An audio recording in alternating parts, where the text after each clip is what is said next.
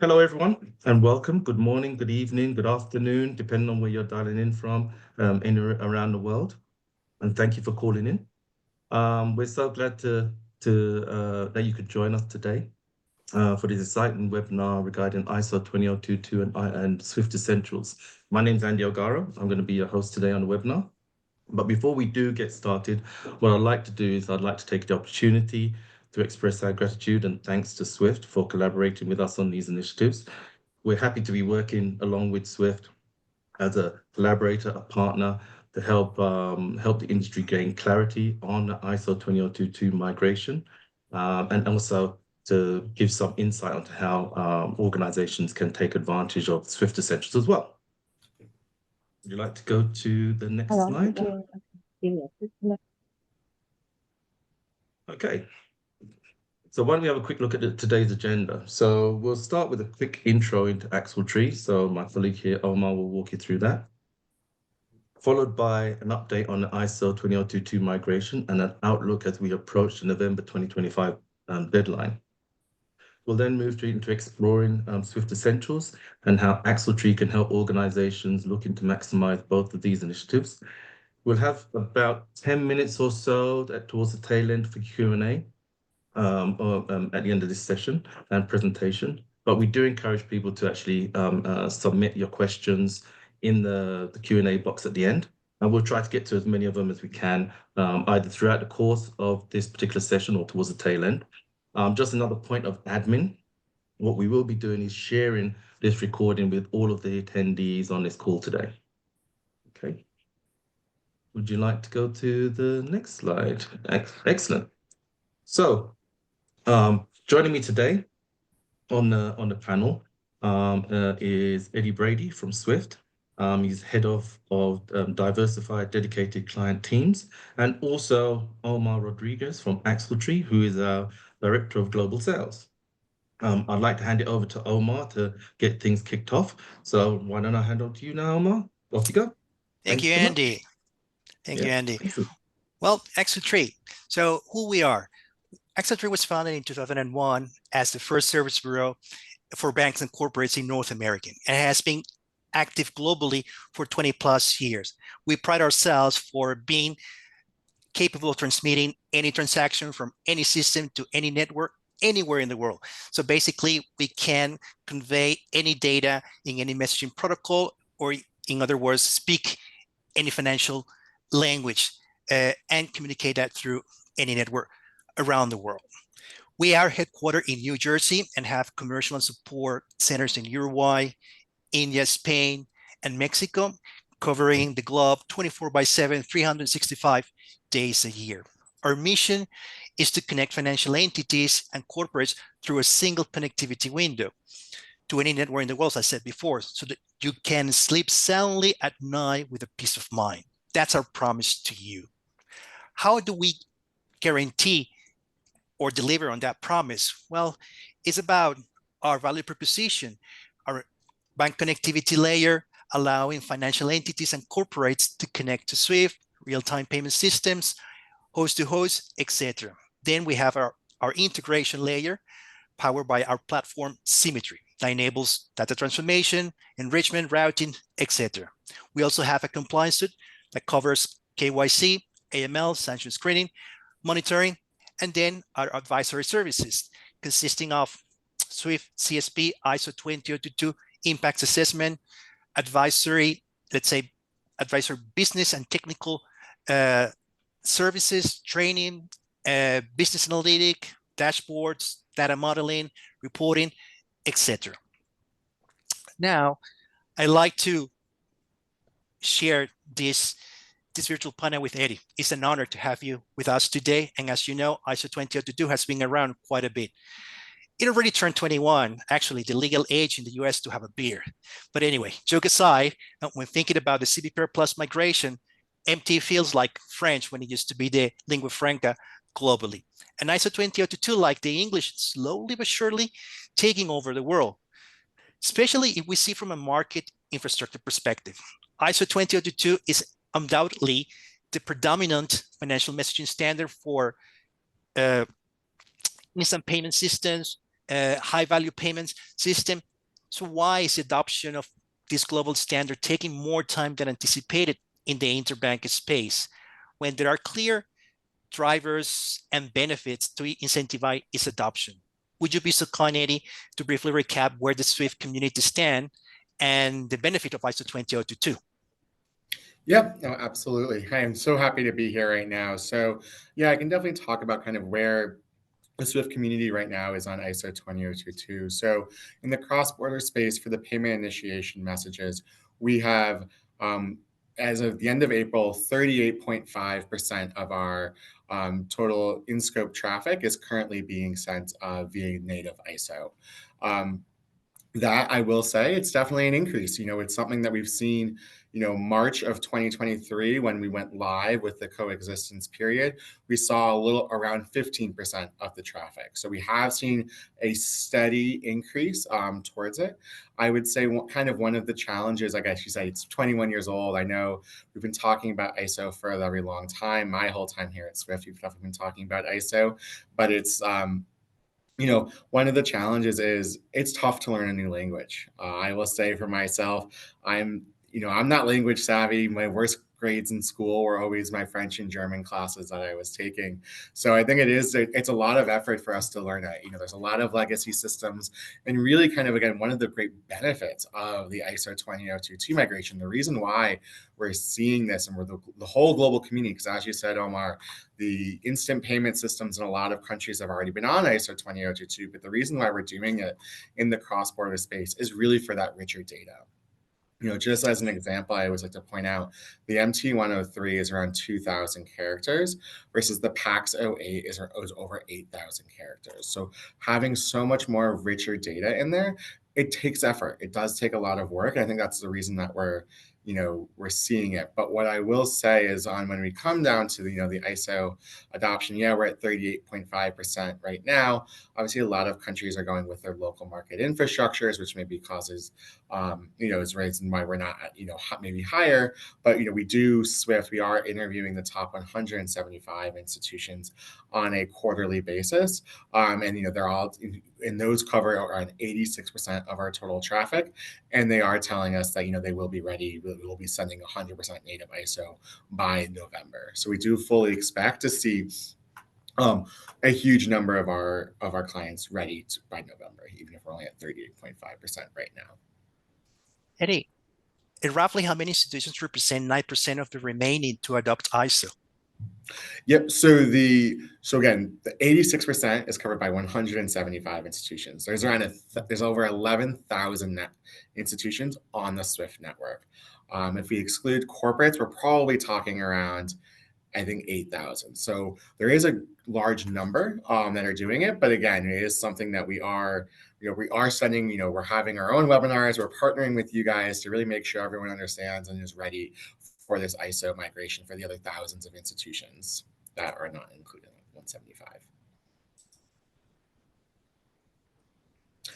This is just, again, a bit more stats and kind of really where we are. So again, over 1.75 million messages a day are being sent native ISO. This is the MT1, this is the PAX 008s, the PAX 009s. Over 1,900 BICs institutions are already sending a native ISO. 6,000 on the network have already received it. We're seeing sending from 165 countries. 220 countries have already received it, again at 38.5%. So we are seeing it's definitely a global impact. We're well over 1 million. So we're looking forward to getting to the rest of it. But it is something we are seeing a lot of people probably already receiving this ISO messages.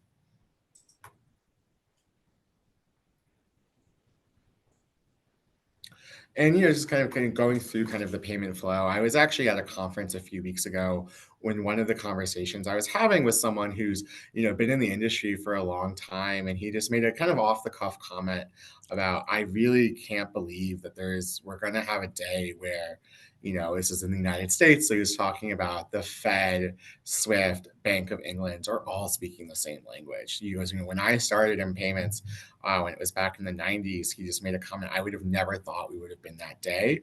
So really kind of showing this ISO 20022 migration is to really help the entire payment ecosystem do more straight through processing, getting that richer, more structured data to make everyone's lives easier. So while right now it might be a bit more of a, oh my goodness, I can't believe we're doing it, it's a lot of work, there are tons of benefits for it. And just to really kind of think, yes, it's been maybe a long process, but how far we've come. It's going to be now one language to talk with your local market infrastructures and Swift, and not in local market infrastructures in countries that you may have never even been to. So it is really a great way of really where we're going with this rich and structured data, and really kind of emphasize this is a global movement. This is something that we are seeing, it's something that the payments community globally came together and decided this is what we wanted to do. This is just kind of a heat map from the end of last year, kind of showing where the ISO messages were coming from. I guess a lot of it is tied to what the local market infrastructure went. So obviously we're seeing a lot of it in Europe and maybe Southern Africa, where those local market infrastructures are ISO native as well. So that's just kind of an understanding of where we are. Again, we fully expect to see everyone by November to really be sending this ISO native. Eddie, it is good news that the rate of adoption is increasing, but when I look at this slide, I can clearly see that there are regions, mainly emerging economies, where the rate of adoption gets to 10% at the best. So what do you think is preventing financial entities in those regions to adopt ISO 222? What are the hurdles? Yeah, absolutely. So I would say, obviously I would say kind of there's probably two major hurdles. As the first is legacy technology. So it's not just your connection to Swift, whether if it's Axletree, but there's also a lot of legacy back office technology that you need to teach them to learn a new language. This is something where it's really going to be, so that takes time and effort, and making sure that they can absorb ISO and be able to read it and also be able to write it. Being able to consume and send it. It definitely takes a long time, and in areas where maybe there could be some budgetary issues on it. Could be a challenge, but again, they're moving towards it. We're not past the deadline yet, so we still have time, and I fully foresee them to do it. I will also say, and it's something that Swift is working with our country managers, working with banking institutions, central banks as well, to make sure we're doing it. And a lot of countries are also going when their local market infrastructure goes. So if their local market infrastructure hasn't moved to ISO yet, they're kind of waiting for that as well. So those are, I think, probably the two of the biggest reasons that some areas of the world have not started sending as much as others.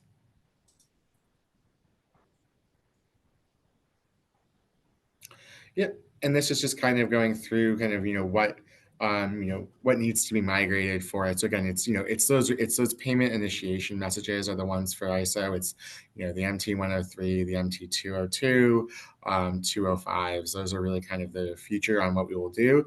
And for November 2025, we do have some other dates that we can definitely discuss further. But for November of this year, to make sure you're kind of you have that in there as well. So kind of what's going to happen in November. So after in November, and again, I mentioned the MT101s and MT202s. We're going to do it, but we do have a contingency plan. We understand life happens, something goes on in testing. I do want to kind of emphasize this is a contingency plan. And what that means is that it's not designed it's not designed for you to not do ISO. It's designed for if something happens in September where you just need more testing and you're really not ready to go live yet, we do have a plan for you on that. So what I would say is, in this contingency plan is we will be keeping our inflow translation, which we've had since the beginning of the coexistence period. So again, taking the MX message and putting in an embedded MT message. But we are also doing kind of, I like to call an outflow translation. So we're taking, if you're sending an MT103, Swift will make that into a PAX 008 on your behalf. Now, I will say is I would recommend everyone, there are costs associated with this starting in January of 2026. So I would recommend everyone to reach out to their account managers to discuss, what that pricing implication will be there. But I would also say this is, again, it's a stopgap measure. It is something that is a contingency. It is not going to be a perfect solution. There could be manual processing that you might have to do to fix some payments from there. But if you are ever concerned of, hey, we might not make it, there might be some type of delay, this is something that we can absolutely, we do have this contingency measure for institutions as a short stopgap. There isn't an end date for it yet. We are going to obviously evaluate to see kind of how it's being used and what the volumes are on it. But it is something I would say this is not a solution to, oh, I don't have to worry about ISO. This is just something if, life happens, you're not able to do it. Don't worry, we're not cutting you off from the international payment systems. We do have that kind of stopgap in there for you. Eddie, but why not disabling inflow and outflow translation altogether to, make that push harder? Because I'm thinking about the CBPR plus migration could end the same way as the investment funds one, where actually both standards, MT and ISO 222, still coexist on the SWIFT network. Aren't you afraid that that could happen with CBPR plus as well? No, I'm not afraid of that happening because it's something that the global community has really pushed for on it. And I think we haven't, we're all human. There's sometimes you need a little bit more time, but there's not a desire for it. I mean, a lot of institutions want to, turn off their MT and they want to see the true benefit of ISO. So it is something that I think this is an area, this is not a permanent solution. That's why we're calling it a contingency. We're calling it a stopgap. But I think just from the global community, when we're talking to these institutions, is they've spent so much money on this migration. They want to get that full value of it with this richer, more structured data to allow that more straight through processing. So I think it's really from our perspective on it is this is not going to be something where we're going to see the MT 103 still existing in 4 or 5 years from now. This is not something I don't think the community wants because they want to be able to get that true full value of ISO. I have a quick question here. So you said, Eddie, that at this point there's no defined date for ceasing of the contingency measures. But I want to ask a kind of a parallel question here. So how are companies like AxleTree helping to kind of accelerate that adoption process? What are you seeing? Yeah, absolutely. So, I mean, one of the things I think part of it is webinars like this, us going out, talking to our mutual clients here or there as well. But also we know, I know other companies are doing, again, maybe the payment applications, they're working to kind of update those legacy systems or, maybe updating it themselves for the client. So those are, I think, really kind of the areas that we're seeing other vendors kind of start really working on it with that maybe tech uplift. I know for against a lot of clients, they, there's a technical deficit. They don't have, let's say the money that some of the large global transaction banks might have. So it's something that definitely a lot of them are reliant on their vendors. And that's why we're partnering with, AxleTree and other vendors to have these types of conversations to help make sure the whole community makes it in November.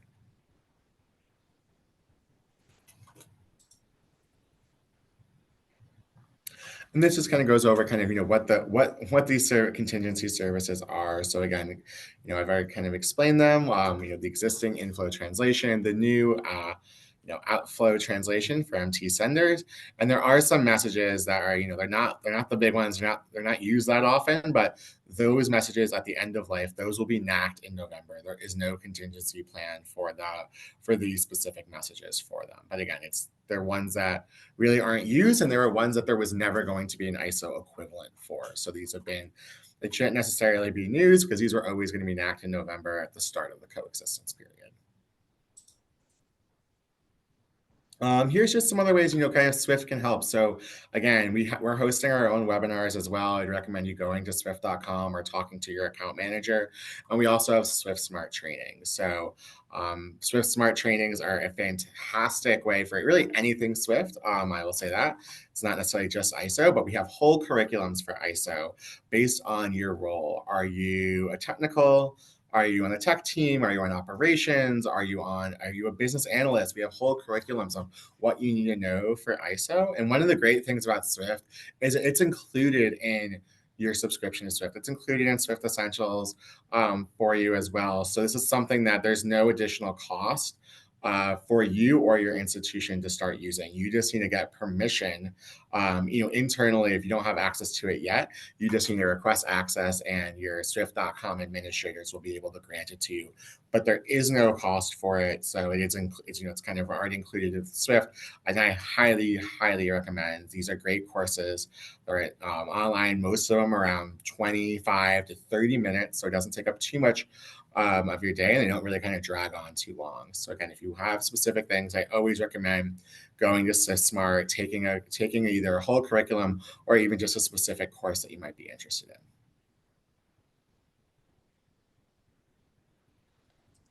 in. Yeah, just pause here for a second. There's a question that just come in that I'd like to kind of make sure we get it out there.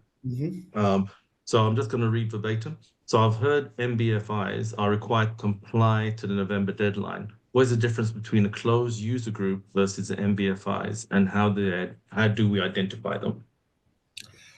Okay, so an MBFI is obviously the non-bank financial institution. And so the closed user groups, so I mean, I would say MBFIs can send, obviously, they have, send on Swift in the regular system. But what a closed user group is this is a group of it's normally, most of them are member administrated. So it means a member of Swift has created what they want, their own miniature Swift in a way. So it's using a Swift Rails to go through and allow those messages. My understanding is a lot of them are going to be moving to ISO as well, but I would say I'd recommend you talking to whoever is running your member administrator closed user group.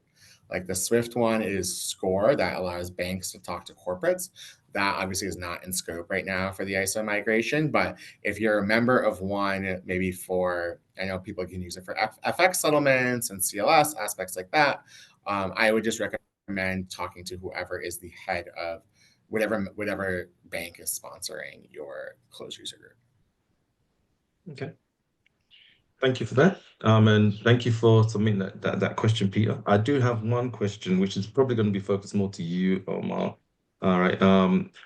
Just given that we're kind of boots on the ground working with clients and some of our prospects, what are we seeing? What is Axletree seeing from the client base in terms of challenges with the ISO migration? Yeah, that's a very good question, Andy. And I would say I will respond that in a way that I see two camps. There is one camp that actually sees directly the value of ISO 20022 in terms of the data, what they can do with it, the rich data in terms of structuring information, and get the best out of it. And there is another camp that sees that more as I would call it, regulatory or compliance exercise or a technical migration. And I personally think is the wrong way of looking at it, because let's not forget that ISO is a methodology, it's a business data dictionary, and you can do more with once you understand the real value of ISO 20022. So I would say it depends from which lens you look at it from.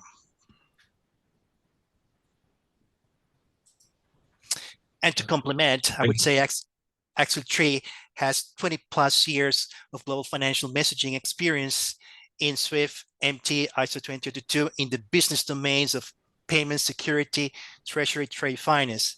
I have developed ISO 20022 messages myself, even if you don't believe that, but I did. So I know what it's like to work with ISO 20022.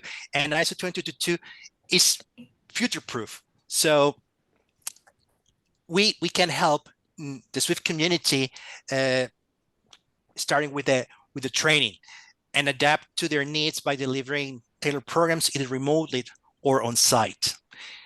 So now let's move on to Swift Essentials. This is a complete set of APIs enabling services like GPI, Preval, SwiftRef, transaction screening, etc.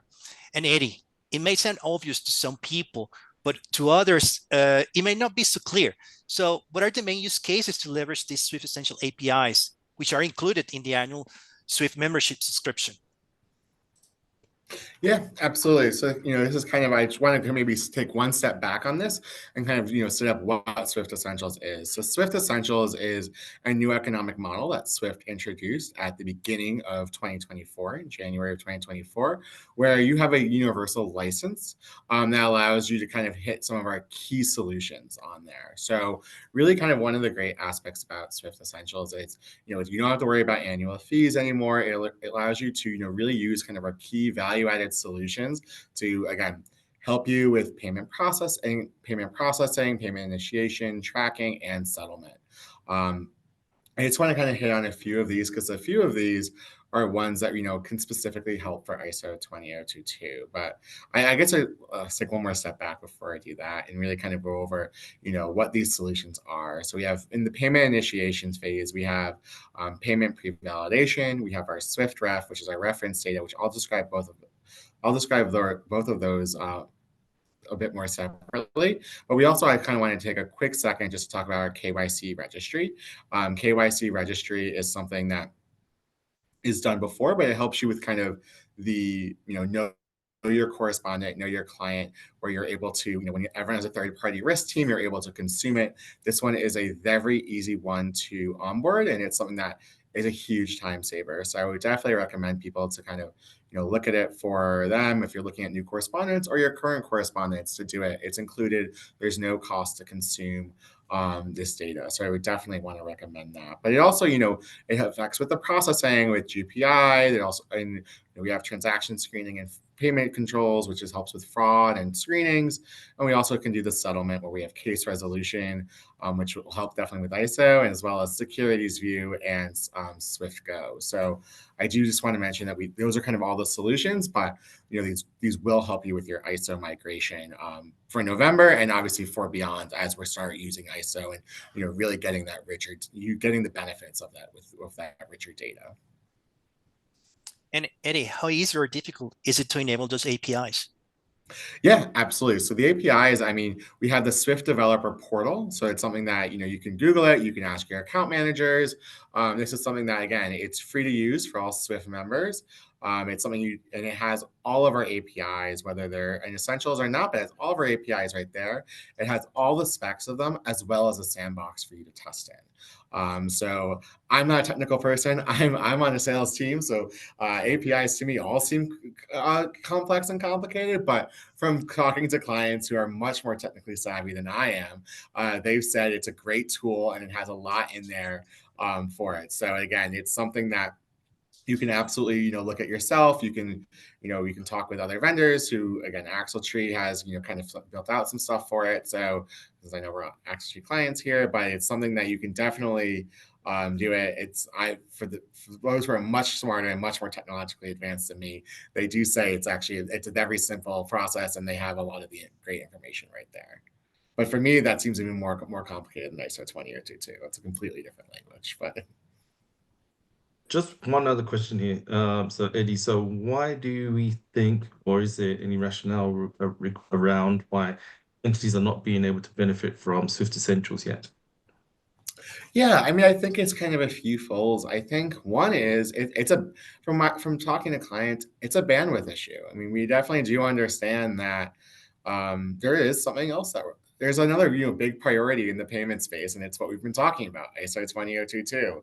That is something that has definitely been a priority for clients globally with their not just from Swift, but also from their local market infrastructures going there. So I do think it's one of those that there really hasn't been as much time to dedicate to developing this so far. But I think really with Swift Essentials and with ISO, a lot of it, kind of wrapping up this year. There's still more to it. ISO it's not an over process, but I think we're going to see a lot more impact uptick on it while people have a bit more freedom, a bit more bandwidth to kind of do more of those strategic value added aspects versus a mandatory compliance aspect.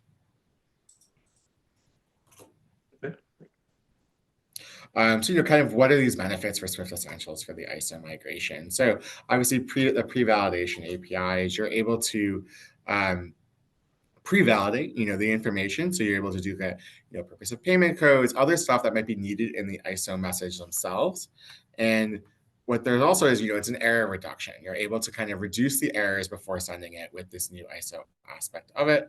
And it would also, allow you to find out the new richer data and be more compliant with local regulations and market practices. So that's one of it. We also have our SwiftRef APIs.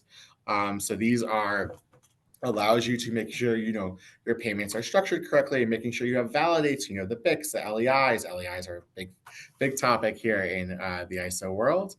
So those are, I think really kind of some of those two key solutions on APIs that you guys are able to, to do to help you guys with your ISO migration, and really also once you're starting using ISO to make sure you get those true full benefits of it.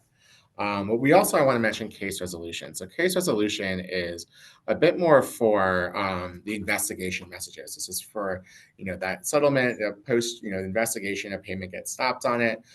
Those messages aren't going away to November of 2027. But those messages will have SLAs to them. So there is something that we can definitely, where case resolution has SLAs, and it can be, it can help move the needle faster on it for your ISO migration for investigation. So I would definitely say it's probably something we can even do another webinar in the future on. I know Swift will definitely have a lot of information on that as well. So it's just kind of giving you a heads up that case resolution, when you look past November of this year and you start focusing on, moving of the investigation messages in November of 2027, I would definitely recommend looking at case resolution. That can definitely help you achieve those goals. Yep. And again, just kind of, this is a bit more fun I said, but, really you're able to do the error reduction, making sure your formatting is correct, you have the correct information, whether it's the CBAV or the beneficiary. You can do even maybe more account specific one. That's not for everywhere yet, but we are seeing, some banks have opened up their data as well on there. And being able to do that real-time kind of cross-border validation, making sure your information is correct. And as for all of this, I would always recommend talking with your account manager for further details on this, if you're interested in it, and working with your vendors as well to see how they can assist you in it. Thank you, Eddie, for that update on ISO 20022 and Swift Essentials.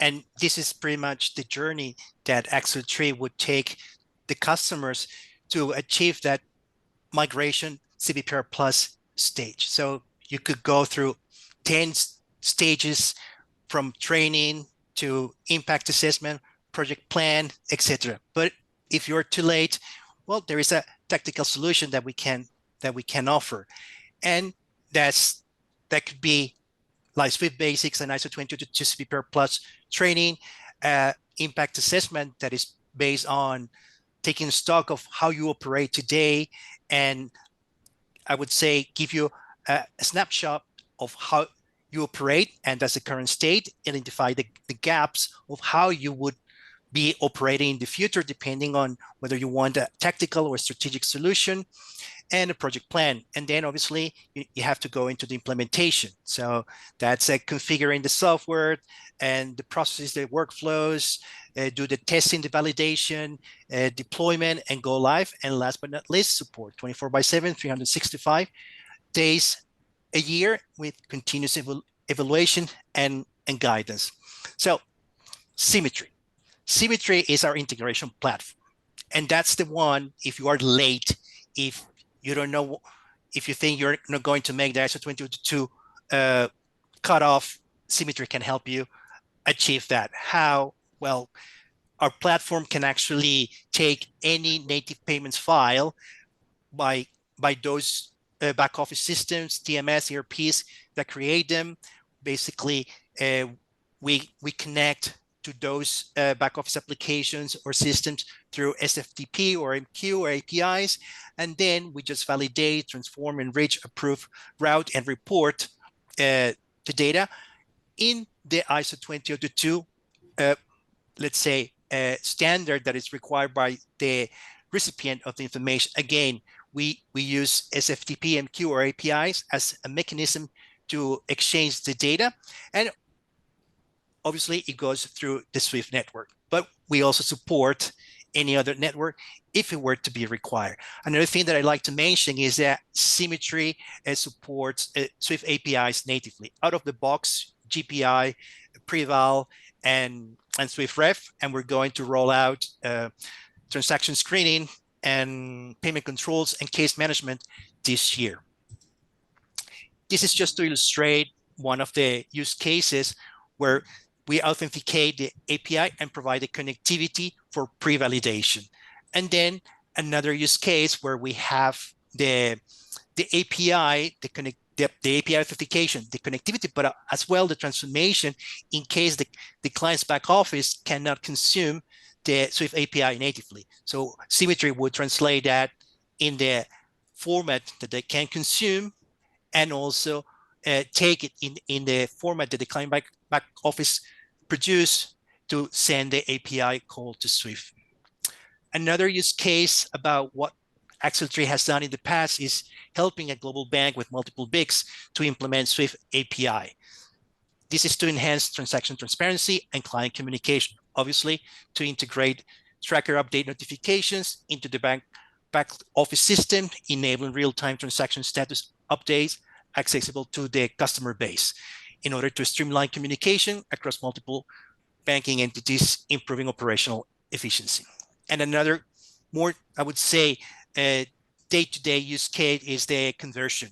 In this example, a US bank needing a JSON format API payments requests to be transformed into Swift MT, NACHA, and Fedwire formats, and at the same time orchestrate the workflows with different applications. We can easily replace Swift MT by ISO 20022, so that's not a problem. And we help this customer to implement the connectivity and the orchestration of the different back office systems and payments hubs to orchestrate the process and deliver the recipient's desired messaging protocol. So why would you want to work with Axle3? The first thing is that we can transport, process, transform, enrich, validate, and route any messaging protocol. We are ISO 20022 ready.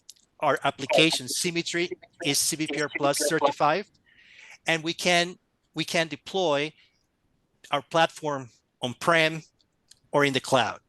We have 20 plus entities already using Symmetry, and we process 10 million transactions per day, and we also transport 10 trillion USD in value securely and reliably annually.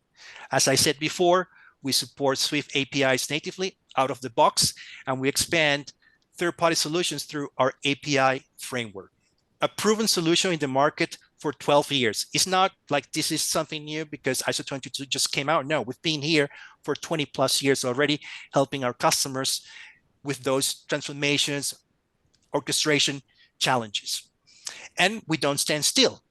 We're looking at supporting blockchain integration, agnostic to fiat, crypto, CBDCs, and stable coins. But if something ever went wrong, well, we got your back. You don't have to worry because you'll be able to talk to a human being instead of a bot, 24/7, 365 days a year. We are really into human interaction. We don't believe that automation for this purpose is going to replace the value that a human being provides when solving a problem. We provide direct access to experienced support engineers and our proactive problem solvers. And obviously, we tailor our solutions to meet your specific challenges with transparent communication throughout the support process. And why do we do all that? Because we want to deliver on our promise to our clients. We want to provide complete peace of mind by simplifying operations and streamlining financial connectivity. So if you want to learn more about Axle3 in terms of ISO 20022 migration, Swift Essential, other Swift initiatives, and more, how we can help you with that, please go to our website, send us an email, call us, or follow us on LinkedIn. And for our customers, just reach out to your account manager and see how you can optimize what you have, or if you're late, how we can help you make sure that you take the right decision in how to approach this ISO 20022 CBPR Plus migration, especially the value that is in the data. Don't see this as a compliance or regulatory migration. There is more to it. And on that note, Eddie, before I actually open for Q&A, there is a lot of talk about rich and structured data, but what does it really mean? What are the data points and structures the SWIFT membership should focus on, and why? Yep, absolutely. So one of the things I'll definitely kind of mention on that, I think really to me, one of the biggest bread and butter ones, again, it's not going live in November of 2025, it's November of 2026, but it's the hybrid and structured addresses. I think that is really one that we can really move the industry to be faster and more efficient on. So just to kind of give an example of, you know, let's say, you need to send a payment to a supplier of yours, based in St. Petersburg, Florida.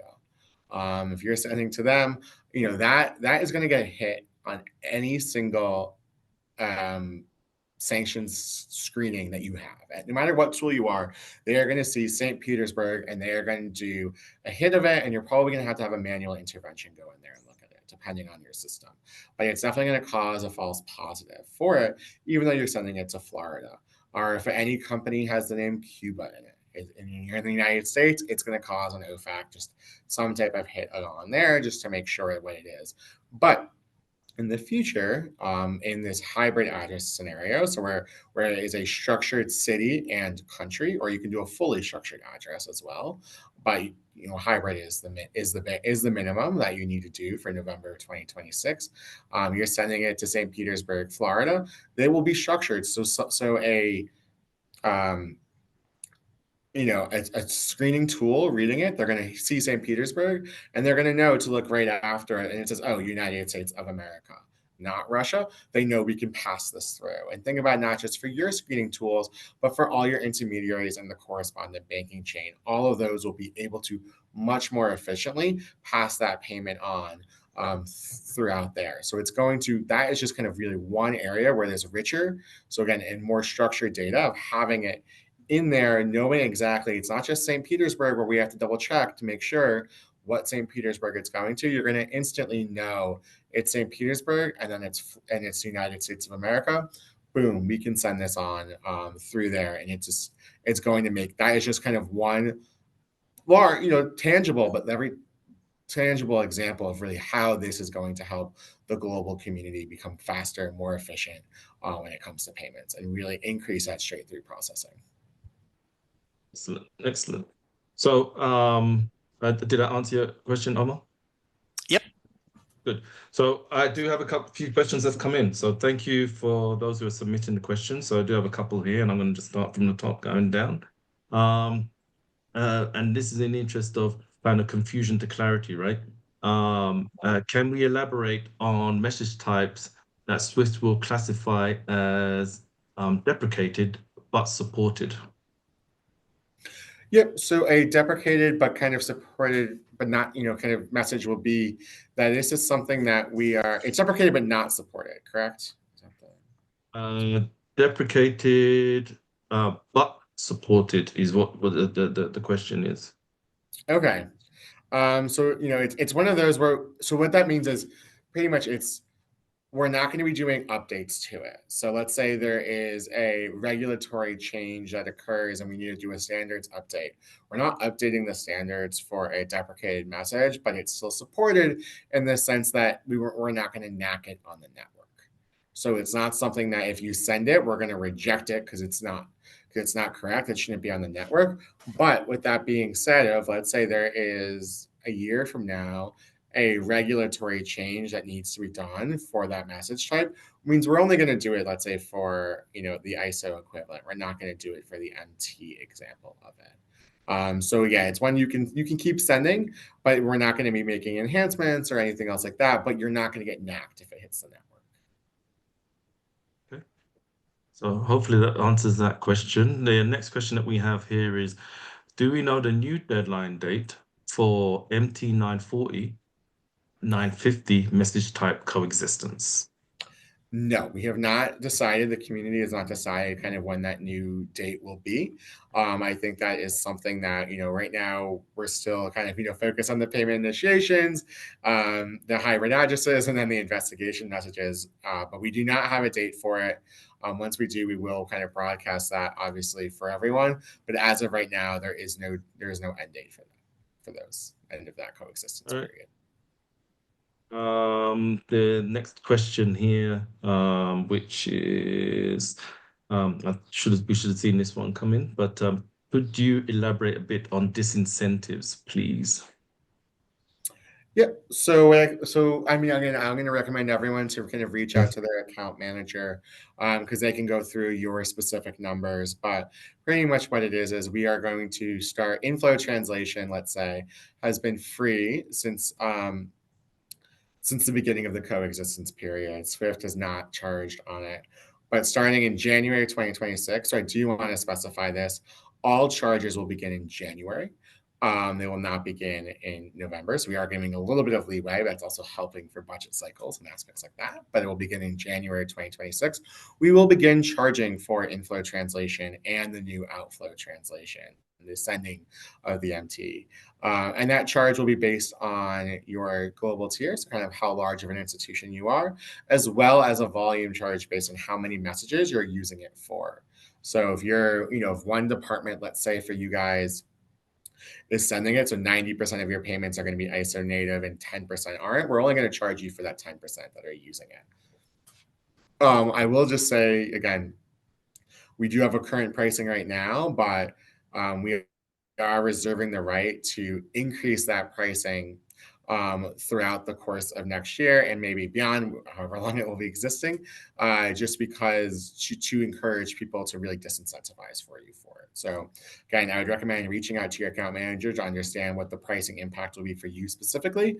But please note it will be a flat fee monthly charge as well as a volume-based charge, and it is one that we will probably increase in the near future, as at some point next year, depending on how many people are using it. Okay.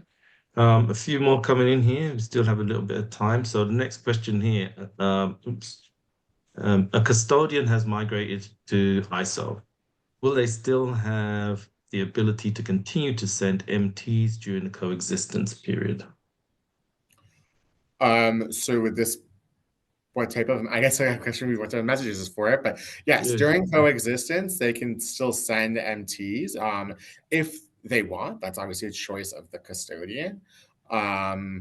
And I would recommend, but again, the end of the coexistence, if it's not reporting messages, so that I want to kind of maybe, that part of me thinks it might be, but if it's not reporting messages, that will be ending in November. They will be sending just the MX message. But I would say for reporting messages, if the coexistence, you can still send MT or MX.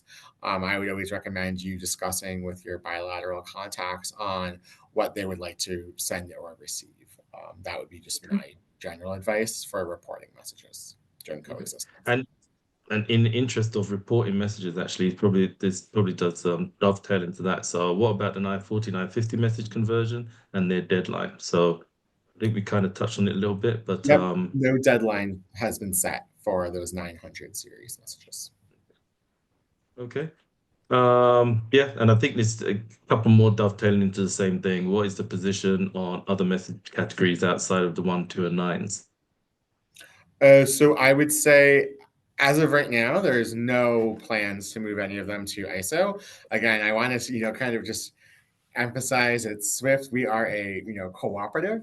So we are owned by all of our banking, all of our financial institution members. So this is not something that Swift decided we are moving to ISO for it, where we were, this is something that the community came together and asked Swift to move to ISO for it. So when it comes to the other message types, if you feel strongly one way or the other, I would definitely recommend talking amongst yourselves, talking amongst the community, because we're going to go on any of the other major message types depending on what way the community would like us to go. So if they find value in doing it for securities, we'll do it. For trade, FX.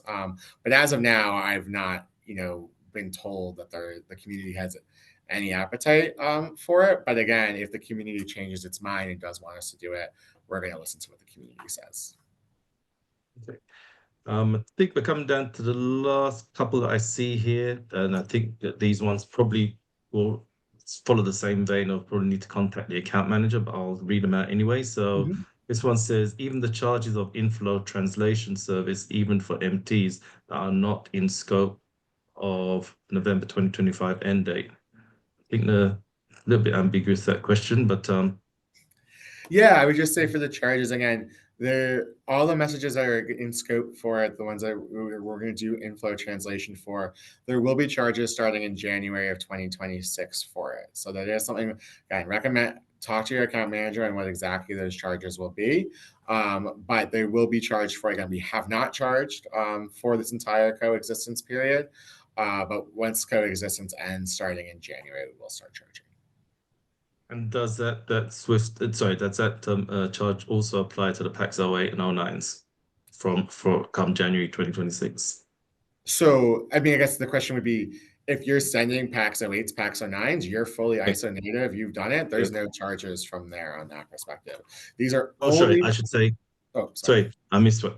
Other than the PAX 08 and 09s, does the will Swift charge for the inflow translation for messages other than the PAX 08 and 09s from January 2026? Yep. I Sorry, would I just misread. recommend, those are the main ones. I'd recommend talking to your account managers. They'll have a list of exactly what ones are in scope for it, but it's only ones that are in scope for this November one. So it might be like a 205 as well. So again, that for the MT version. So there's a few of them, but for the bulk of it, it will be the PAX 08s and the PAX 09s. And I think, let me see. I think that is actually the final question. But thank you to the audience who were submitting those questions. So thank you very much. It clearly shows that there is definitely some interest in this this particular subject matter. So I don't think I have anything else question-wise. Any final comments, Omar, Eddie, to wrap this up before we close this call? I just want to thank you guys for having me on. I really do appreciate being able to talk with the community on this. Okay, Omar? Well, I would say that I would like to emphasize for the community that they should be looking at the data. They need to think about what they can do with the data, how they can benefit. Maybe they don't have it today, but they could have it. They could structure it, and also think about how they could monetize the data in the ISO 20022 world. And perhaps they could come up with new products and services or improve the ones that they already have. That's my message in ISO 20022 terms. And then just to remind our customer base and prospects, our core values, we strive for the best client experience. I think you have already seen that we're passionate and we have expertise and we like to exceed your expectations because we value our clients and obviously value our team. And with this, I'd like to thank Andy and Eddie for this wonderful webinar session. Absolutely. Eddie, thank you again. Always a pleasure. Omar, thank you as well. And thank you to the team members over at Swift. They're always very helpful. Thank you for everyone for joining, irrespective of where you are on the planet. So thank you very much for that. Like I said, what we'll be doing is we will be sending out this recording to all of the attendees. So look out for that in the coming days. And also look out for further webinars that we will be hosting, co-hosting along with Swift as we get even closer to the ISO 20022 November deadline and also beyond. So thank you very much, everyone, and hope you have a great rest of your day.